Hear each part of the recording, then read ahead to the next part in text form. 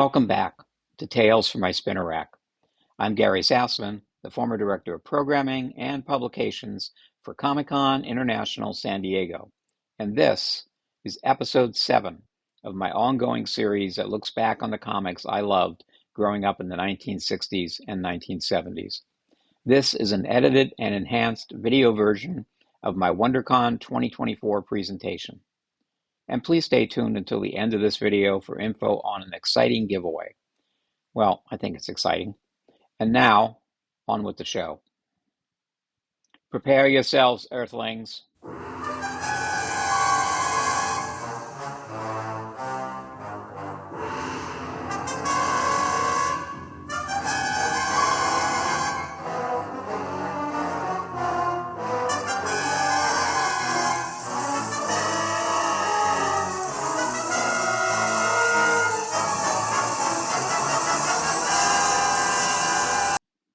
This is Marvel Monster Madness.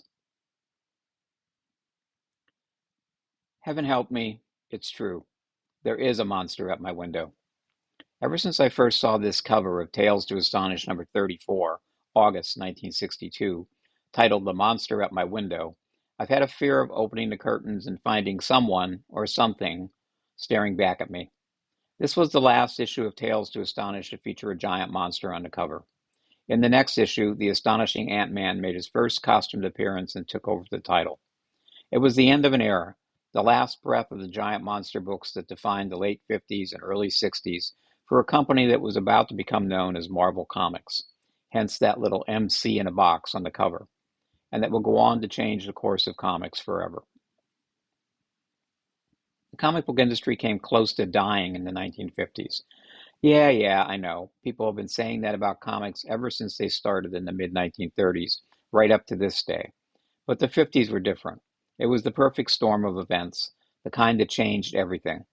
Take, for example, Martin Goodman's company, Timely Comics, started in 1939 with Marvel Comics number 1. By the early 1950s, Goodman was calling his comics publishing company and his own distribution company Atlas. When it came to publishing either comics or magazines, Goodman wasn't an innovator, he was an imitator. If Western comics were selling well for a rival company, then Goodman would publish a whole lot more of them. Horror, crime, war, jungle, humor, romance, and teen. Goodman jumped on every bandwagon that rolled up. At one point in the early 1950s, Atlas published an astonishing 82 titles in 1 month. And just about every artist in the industry worked for Atlas, including Golden Age cartoonists Carl Burgess, Bill Everett, and Sid Shores, alongside relative newcomers John Buscema, Gene Colan, Russ Heath, Joe Maneely, John Romita, and John Severin, just to name a few. And then the bottom fell out numerous times.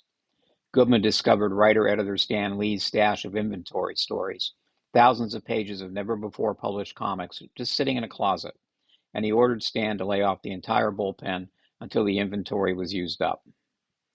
Goodman killed off his own distribution company, going with a different distributor who went under soon after. The publisher was forced to turn to independent news distributors to distribute his books, but there was a catch. Independent News was owned by the same company that owned DC Comics. Goodman was restricted to just 8 books each month, which were distributed by his main rival. He opted for 16 bi-monthly titles. The Atlas logo disappeared from the covers to be replaced by IND, which stood for the distributor, Independent News. Also in this era, a psychiatrist named Dr. Frederick Wortham, it's okay to boo him, wrote a scathing book about the influence of comic books on young people called Seduction of the Innocent. Wortham specialized in treating troubled teens and juvenile delinquents, and they all read comics, so therefore, comics cause juvenile delinquency. His findings, or lack thereof, inspired a wave of negative publicity about the industry, resulting in congressional hearings, comic book burnings, and a huge fall-off in sales, causing some comic publishers to fold up shop. The comics industry started its own watchdog group, the Comics Magazine Association of America, also known as the Comics Code Authority. which had oversight over just about every comic book published in the country. They looked at every page of every story and every issue before it went to the printer, and had the power to order changes to art and story. Each book that passed the association's guidelines got its very own seal of approval to display on its cover, the Comics Code Authority stamp. Some companies, like Dell, Gold Key, and Gilberton, who published Classics Illustrated, never subscribed to the code, which survived until 2011, although Marvel dropped it 10 years earlier in 2001. Stan Lee weathered the storm throughout this tumultuous decade, hanging on as the editor-in-chief writer of Goodman's comic book line. In June of 1958, Stan lost his star artist, Joe Maneely, who died in a tragic train commuter accident at the age of 32. Maneely was a workhorse for the company and Stan's most favorite collaborator at the time.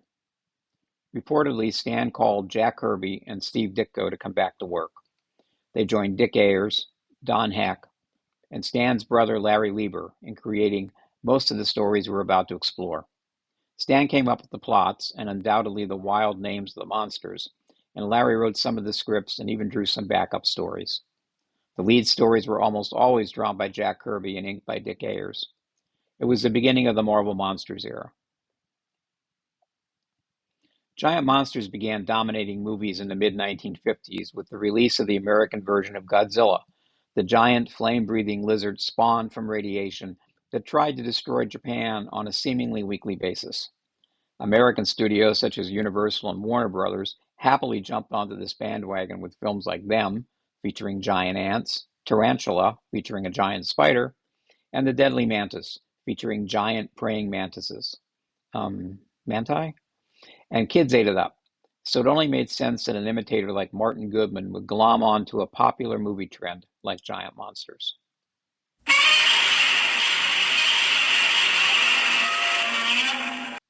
Okay, Godzilla. Geez.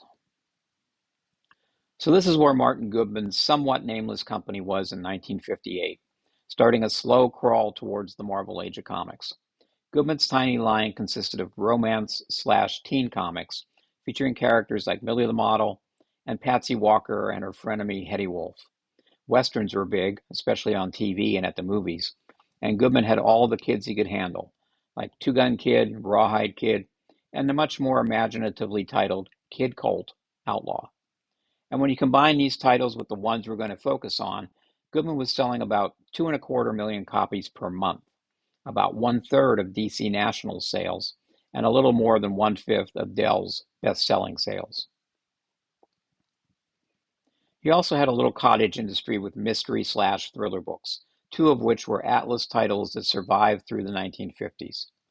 Strange Tales started in June of 1951, with Journey into Mystery debuting on the stands exactly 1 year later. They were essentially horror books until all the horror books went away with the coming of the Comics Code. Both titles were anthologies with no recurring characters, and in late 1958, early 1959, both titles became essentially Marvel monster books. Added to those two surviving books in January 1959 were Tales of Suspense and Tales to Astonish. Both titles immediately jumped on the giant monster bandwagon. Eventually, a fifth title, Amazing Adventures, was added in June of 1961. It became Amazing Adult Fantasy with issue number 7. By the way, the only other company who regularly mined the giant monster movie craze was Charlton Comics. They published books based on grade Z movies like Gorgo, a Godzilla ripoff, Konga, a King Kong ripoff, and Reptilicus, a real-life lizard with some fins pasted on in the movie. Reptilicus quickly became Reptosaurus the Terrible, when Charlton didn't want to pay royalties to the movie company anymore. I'm not sure if that tagline, The Terrible, was talking about the character or the comic itself, but judging by this cover, I think I know the answer. The saving grace of the reasonably long-running Gorgo and Konga series was Steve Ditko, who drew a few issues of each.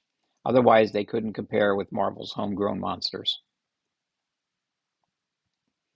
Martin Goodman and Stan Lee's 5 titles featured a parade of original giant monsters and space invaders, literally hundreds of them over almost 4 years. Let's take an A to Z look, minus a few letters, had some of the more memorable ones. Welcome to what we shall call, if only for alliteration's sake, Marvel Monster Madness. Just about all these stories were written by Stan Lee and Larry Lieber and drawn by Jack Kirby and Dick Ayers, but I'll mention any artistic differences as they come up. Full disclosure, you won't find any of these books on my spinner rack, but I do remember my brother bringing a lot of them home. I rediscovered them through Marvel reprint books like Fantasy Masterpieces in the mid-1960s and Fear in the early 1970s, and that seminal trade paperback from the mid-1990s, Monster Masterworks, all of which I do own. I have an incredible fondness for these stories because of their goofy titles and monster names, and their oftentimes incredibly silly solutions for vanquishing the monster of the month. And while I'm going to make a little bit of fun of them here, it's only because I love them. And, well, let's face it, they pretty much make fun of themselves. So let's dive in. A is for The Abominable Snowman. Actually, there were two Abominable Snowman stories and Tales to Astonish, less than a year apart. The first one was in number 13, November 1960, an issue more famous for the introduction of a Marvel monster superstar. And the second one was in issue number 24, October 1961, and featured on the cover. I'm not sure if Stan and Jack forgot all about the first one or just recycled the story, but here they both are in all of their orange, shaggy glory. Number 13's story was breathlessly titled, I Found the Abominable Snowman, and number 24 was titled, I Found the Abominable Snowman. So much for originality. B is for The Blip. The Blip first appeared in Tales to Astonish number 15, January 1961, in a story titled, I Learned the Dread Secret of the Blip. Old Blippo was a friendly alien made entirely of electricity who made a pit stop on Earth to power up for his journey home. He was absolutely appalled by the anger of the local residents as he siphoned off all their electrical power and undoubtedly stole their cable TV, too. He left in a huff, causing the locals to feel guilty for not learning anything from this obviously superior being. Jumpin' catfish, look at that. It's a monster. C is for Colossus. Colossus appeared on not one, but two issues of Tales of Suspense, the first being number 14, February 1961. Colossus was a giant rock statue created in the Soviet Union, but taken over by yet another alien who crash-landed on Earth, a crab-like creature from the planet Kigor. His fellow Kigorians rescued him, thus saving the Soviet Union from total destruction. But they came back in Tales of Suspense number 20, August 1961, and were blown into oblivion by the mighty powers of Hollywood special effects. The Colossus made a comeback in 1973 in 4 issues of Astonishing Tales. He then preferred to be called the artist currently known as It! Exclamation point included, please. He even tussled with one of the most famous Marvel monsters of all, Fin Fang Foom, whom we shall meet in a minute. D is for Dragoom.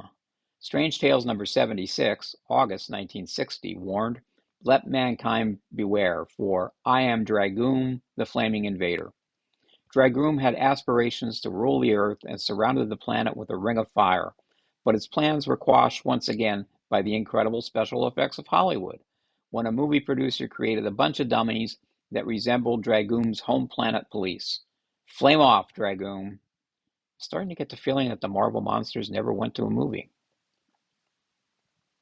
E is for Electro with a K, not to be confused with Spider-Man villain Electro with a C, or Daredevil girlfriend / deadly assassin Elektra with a K and an A. Appearing in the story Electro, he held a world in his iron grip in Tales of Suspense number 13, January 1961. Electro was a super powerful computer who hypnotized his creator into building a giant robot body so he could get out and about and do stuff. You know, like conquer the world.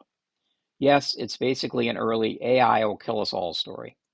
But the hypnosis wears off and the creator sneaks into the robot's built-in Achilles heel. It's literally in his heel and shuts the robot's power source off. Have you tried turning it off and on again? F is for Fin Fang Foom. Here he is, undoubtedly the second most famous and most beloved Marvel monster, Fin Fang Foom. He first appeared in Strange Tales number 89, October 1961. Fin is an alien dragon left sleeping in China. He was reanimated by a Chinese teenager to fight the communists. Fin went on to many more appearances in other Marvel comics, including Iron Man and the Hulk. "Behold my power, mortals! Think you to defy me now?" says Fin in an early version of Yoda speak. Ha ha ha! It's no laughing matter, Fin. Geez, he's like a dragon in a Great Wall of China shop. You break it, you bought it. G is for Goom. Goom first appeared in Tales of Suspense number 15, March 1961, in a cover story titled Goom, the Thing from Planet X. You'll find there are a lot of things from Planet X in these books. It's a pretty happening place. Goom is another alien criminal trying to take over Earth. Do we have a reputation for being that easy? But his own planet's police come and haul him away. But wait, there's more. Goom gave us his own little sequel just 2 issues later in Tales of Suspense number 17, May 1961, as Stan Lee breathlessly intoned on the cover, "You shuddered at Goom in the past, but now Googam, son of Goom, will thrill you as never before." Yes, Goom had a son, whom he left behind on Earth, in a cave of all places. Goom is definitely Father of the Year material, just so he could get revenge on the scientist who helped defeat him. But Googam tumbles into quicksand and sinks into oblivion. Beware of Googam, son of Goom. He takes after his dad.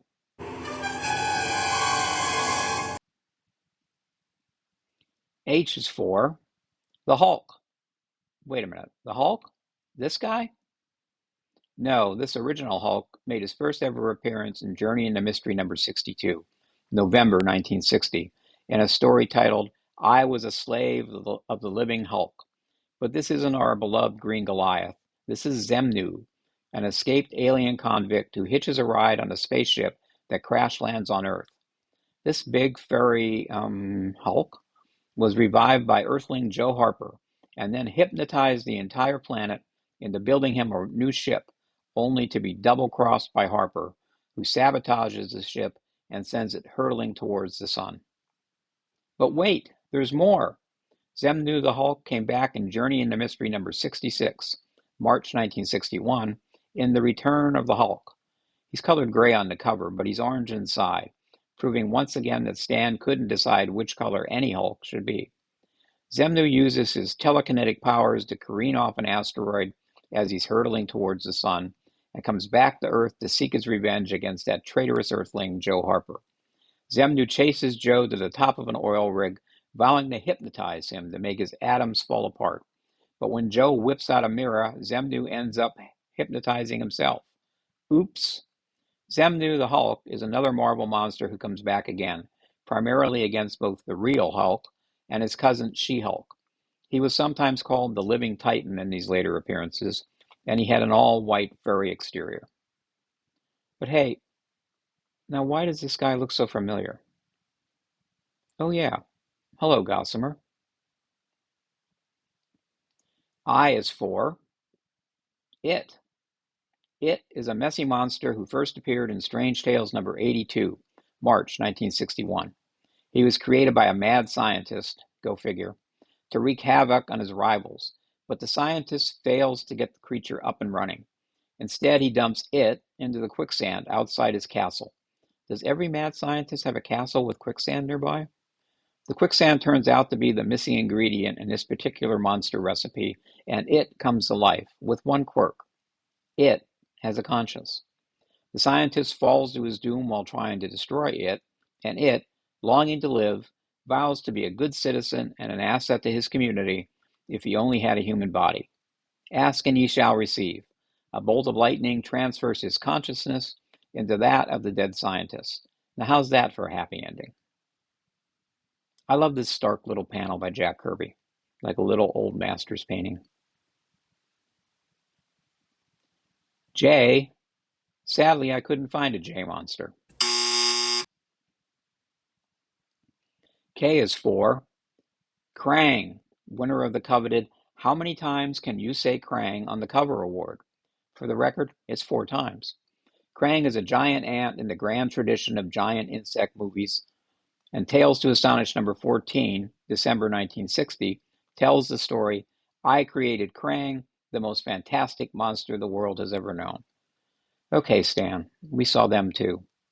A scientist wants to utilize his theory of enlarging insects to benefit mankind. Giant flies for airborne transportation?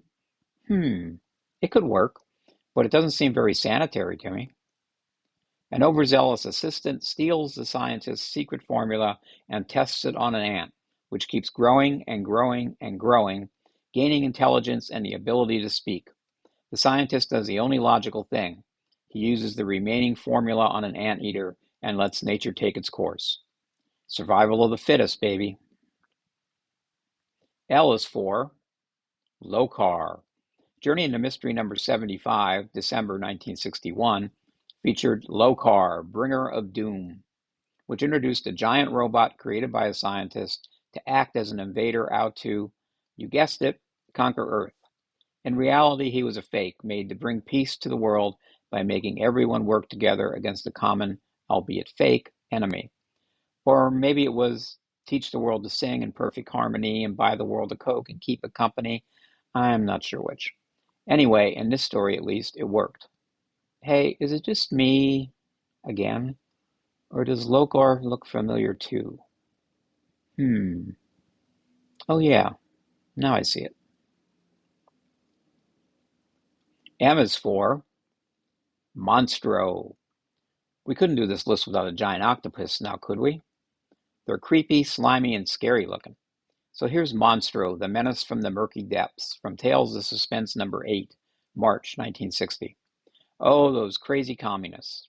Monstro is a byproduct of atomic bomb tests in the Soviet Union, grown to monstrous proportions by radiations, which luckily will wear off in 24 hours, thus saving him from becoming a giant plate of calamari in some sleazy Russian seaside bar. And, sadly, I couldn't find an M monster. O is for Orgo, the Unconquerable, who first appeared in Strange Tales number 90, November 1961. And keep that date in mind, true believers.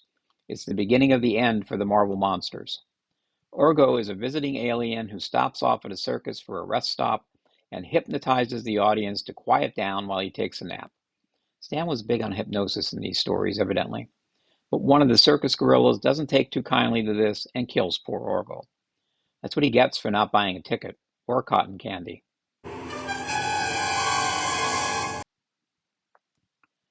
P is for Pildor. I was a decoy for Pildor the Plunderer from Outer Space, from Strange Tales number 94, March 1962. This story chronicles the tale of poor John Brett, who in the future is made to act as a decoy to trap Pildor and his space pirates, tempting Pildor and crew with Earth's greatest treasure, which just happens to be a cobalt bomb that detonates when Pildor opens the box it's in.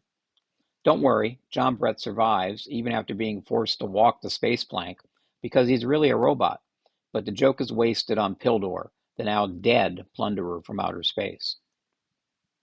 Q is for Quag. From Tales to Astonish number 30, April 1962. This story, illustrated by Steve Ditko, concerns a robber who flees from the police into the African jungle, where he encounters a native who tells him that the valley beyond is the home of the demon Quag. Well, that doesn't stop the bad guy, who thinks he has found not only the perfect hiding spot, but the perfect scam. He'll make himself some kind of nutty costume and scare the locals into giving him gold, jewels, ivory, and he'll just have to kill someone every few weeks to show he's not kidding. He builds a wall around his new home and then discovers that Quag is in fact the grass hut he's living in, and he's trapped inside with him. Looks like Quag had a subscription to Hello Fresh. R is for Rambu. His very name made mankind tremble. Are you trembling? I know I am. This big red guy made his first appearance in Tales to Astonish number 19, May 1961. He's yet another giant invading alien who is duped into chasing a criminal geologist turned hero. Don't ask. Into an active volcano, so said geologist can save the planet from the menace of Rambu. S is for the spider. We have to have a giant spider on this list.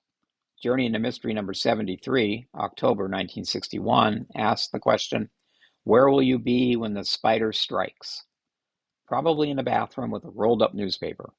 I find the New York Times to be the most effective. A scientist unknowingly goes to work at an atomic research lab with a spider in his pants cuff. To you scientists out there, how many times has this happened to you? The irradiated spider grows and gains intelligence and the power of speech until the scientist tricks it into building its web around a missile, which he detonates, thus being much more effective than a rolled-up newspaper, even the New York Times Sunday edition.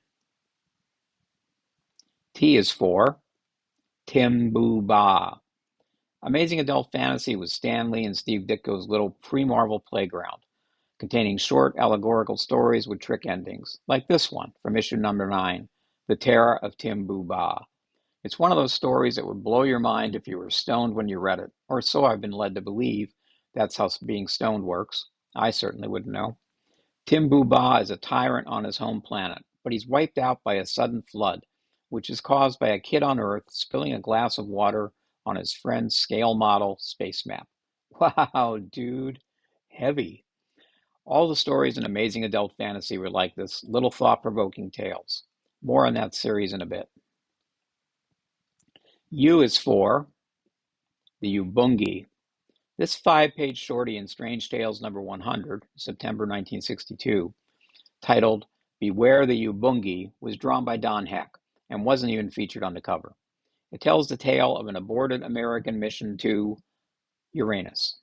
When the U.S. turns back because of the fierce alien creatures who live on Uranus, the Soviets claim Uranus only to encounter the Ubungi.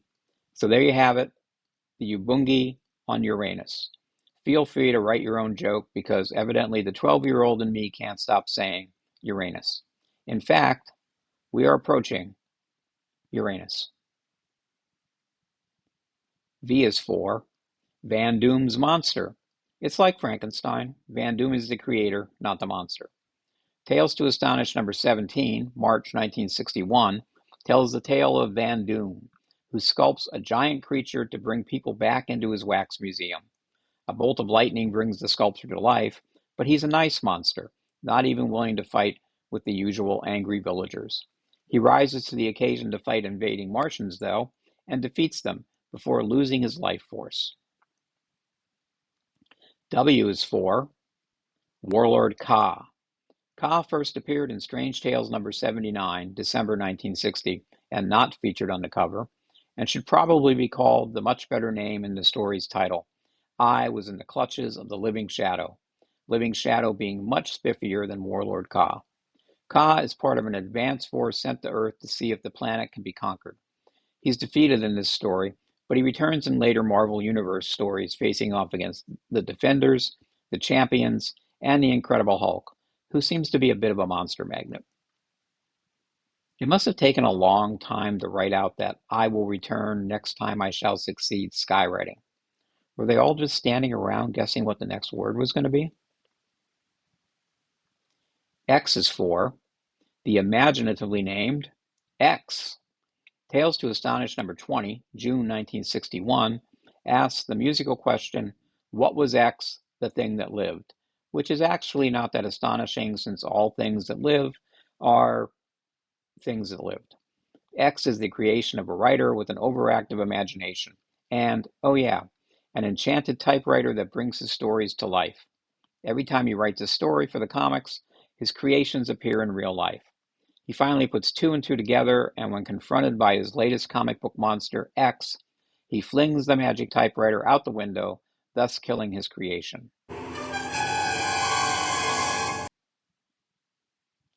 Y. Sadly, there is no Y monster. But I suppose we could switch out one of those abominable snowmen and call him Yimmer and cheat a little, but we won't. Z is for Zootak, the thing that shouldn't exist. Strange Tales number 88, September 1961, revealed the strange tale of a comic book artist who was given 3D paints by a mysterious man in Mexico. Everything the artist paints comes to life, including Zootak, the first of an army of creatures meant to conquer the world. But when the artist uses the magical paint to create a second creature, he whispers to it, "Zootak is your enemy," thus causing the two creatures to fight inside a temple that collapses and kills them both, also injuring the man who gave the artist the paints. The moral of the story? Buy your own damn art supplies. Of the 2 dozen or so stories we mentioned here, this is the only one featuring Steve Ditko inks over Jack Kirby pencils. But wait, there's more. It's time for the totally made up just now by me Marvel Monster Hall of Fame Award. Undoubtedly the most famous Marvel monster of them all is that movie megastar, Groot. Yes, Groot first appeared in the story I Challenge Groot, the monster from Planet X. There's that Planet X again, which appeared in the pages of Tales to Astonish number 13 way back in November 1960. But he's a much different Groot than the one we know and love in the Guardians of the Galaxy movies and modern-day comics. First of all, he talks, a lot, and not just I am Groot. And he's very belligerent. Groot has come to Earth to kidnap a whole village and take it back to his planet to study and experiment on. Groot, who is the master of all wood, warns, "Fools, it is useless to resist. Groot is all-powerful." But a scientist figures out the ultimate weapon against Groot. This is it. This will destroy the mighty Groot. It gives him a bad case of termites. "I've bred them in my laboratory," he boasts. "Then I brought them here and turned them loose on Groot." Finally, 2 more memorable covers that may or may not tell different, more personal stories. The first one, Tales of Suspense number 19, July 1961, not only contains the most frighteningly long word balloon in comic book cover history, spoken by a Stan Lee look-alike scientist, but also seems like a problem Stan might have had at home, trying to make his daughter eat her veggies, because the green thing sure does look like a giant walking stalk of broccoli. And the second issue, Tales of Suspense number 38, February 1963, with a giant genie on the cover, contains quite possibly the most terrifying title of all time, The Teenager Who Ruled the World. Having some problems at home, Stan?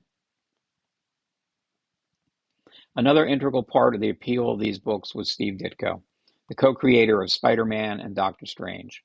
I want to show you some of his incredible splash pages for these, more often than not, little 5-page backup stories that appeared in Journey into Mystery, Strange Tales, Tales of Suspense, and Tales to Astonish. He really was at the top of his game in the Marvel Monster era. These are all from just one title, Tales to Astonish, roughly issues number 8 to 34. They're vividly designed and illustrated, and each splash page sucks you in, making you want to read the story. I know Marvel has done 2 Masters of Suspense omnibus editions, reprinting a lot of Lee and Ditko's stories from this era, plus an amazing adult fantasy omnibus, which reprints the entire run of the series, all 15 issues, including the first 6 Amazing Adventures ones and the final Spider-Man origin issue. And that volume contains some prime Ditko art. But someone should really do a large format reprint of just the splash pages from these books. They're so beautiful and unusual. Stan Lee created a special showcase for himself and Steve Ditko's work. Amazing Adventures became Amazing Adult Fantasy for 8 issues, starting with issue number 7, coming out the same month as Fantastic Four number 1 appeared on newsstands, August 1961. Art-wise, Amazing Adult Fantasy was pure, unadulterated Steve Ditko. He drew all the covers and the stories, plus contents pages and next issue ads. The title, along with its tagline, "The magazine that respects your intelligence," proved that Lee and Ditko were trying something different here. The stories, some of them as short as 3 to 5 pages, were little allegories with trick endings, equal parts EC Comics and The Twilight Zone. But that word adult in the title unfortunately helped the series crash and burn. It didn't help it was right next to the word fantasy either. Some readers voiced how uncomfortable buying it made them as at the tail end of the repressed 1950s. And Martin Goodman canceled the series right after Lee and Ditko threw in a certain web slinger in the very last renamed issue, Amazing Fantasy number 15, August 1962. Amazing Adult Fantasy is definitely part of the soon-to-arrive Marvel Age of Comics. All you need to do is look at that Saul Brodsky designed logo on the cover to see the similarities with the Fantastic Four logo. These books were two of a kind, maybe the comics that a burnout Stan always meant to write, the tale he often told about the creation of the Fantastic Four when his wife suggested he take a chance and tell the stories the way he thought they should be told, not the way Martin Goodman necessarily wanted. These logos heralded a whole new world. The Marvel monsters weren't destroyed by comets like dinosaurs in the real world. They were the victims of cosmic rays, radioactive spiders, Norse gods, inventors in iron suits, and scientists with shrinking potions. Fantastic Four #1 premiered on the newsstands in August 1961, looking like yet another Marvel monster book. Issue 2 followed and looked the same, but issue #3 was a game changer, with the Four sporting costumes and flying in the Fantastic Car, unfortunately shaped like a flying bathtub, but soon to be upgraded to a flying Cadillac. It was followed by the Incredible Hulk, seemingly a step backwards towards monsters yet again.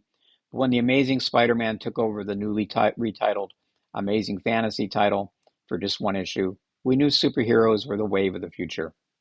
The mighty Thor beckoned from the cover of Journey into Mystery #83, while the astonishing Ant-Man infested Tales to Astonish #35, after an origin story of sorts in issue #27.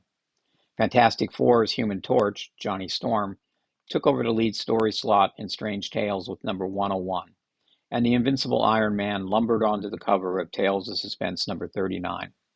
Soon to follow were Doctor Strange, the Avengers, the X-Men, and Daredevil. It was suddenly a universe of brightly colored characters trying to save the Earth, not scary, gigantic monsters trying to end it. The Marvel Monsters era quickly became the Marvel Age of Comics. A new era had arrived, and comics would never be the same again. The end. Please stay tuned for some important promotional announcements. You can find 6, count them 6, full-length Tales from My Spinner Rack videos right here on the official Tales from My Spinner Rack YouTube channel. Episode 1 chronicles my own comics-loving origin story. Episode 2 features my WonderCon 2023 presentation featuring the absolute low point for Batman with 1961 Batman Becomes Batbaby story. Episode 3 is my Comic-Con 2023 presentation and my most popular video, Jimmy and Lois Still Crazy After All These Years. Episode 4 chronicles my quest to get every Marvel comic published with a December 1965 cover date, a little microcosm of Marvel comics in the mid-1960s. Episode 5 looks at my favorite 1960s Superman stories, 4 tales from that decade.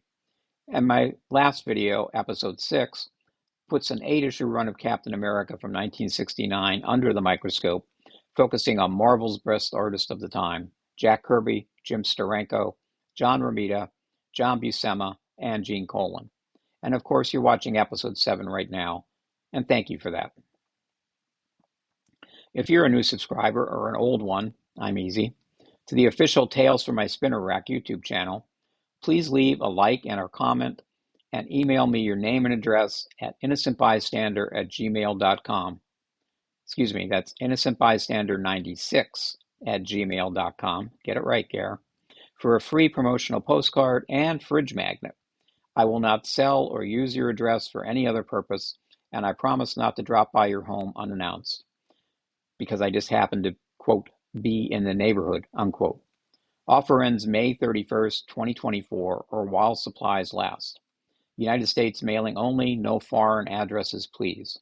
You'll want this giant, full-colored, double-sided 5x7 postcard for your own edification and viewing pleasure. It's a veritable mighty Marvel masterwork, with a guest appearance on the other side from a certain Cape Crusader. And I would be honored and humbled to join the other magnets on your refrigerator at home. Maybe place it right next to that drawing your 7-year-old did at school, which came home with a note that had an anguished, all-caps, exclamation-filled, "Please call me," from the teacher. Visit www.innocent-bystander.com for close to 40 Tales from My Spinner Rack posts, featuring all the covers you see here and more. I started this feature as a heavily illustrated post on my blog in January 2023, and it's filled with fascinating and nostalgic essays on the comics I grew up loving. Each post has tons of scanned artwork, including covers, story pages, and even some original art. Just click on any post on the homepage and then on Tales from My Spinner Rack in the category list on the right to access all my posts. That's www.innocent-bystander.com. Follow me on Instagram at Tales from My Spinner Rack. It's all one word. Or if you want to stalk me personally, follow me at GG92118. I don't do X, I don't do Threads. There is no official Tales from My Spinner Rack Facebook page, and all my TikTok stuff is just me dancing to the Macarena. I'm a little behind, music-wise. Finally, I'd like to leave you with one simple philosophical question, something to mull over during the long days ahead. From Tales of Suspense number 27, March 1962, I ask you, when Oog lives again, what will happen to mankind? Think about it.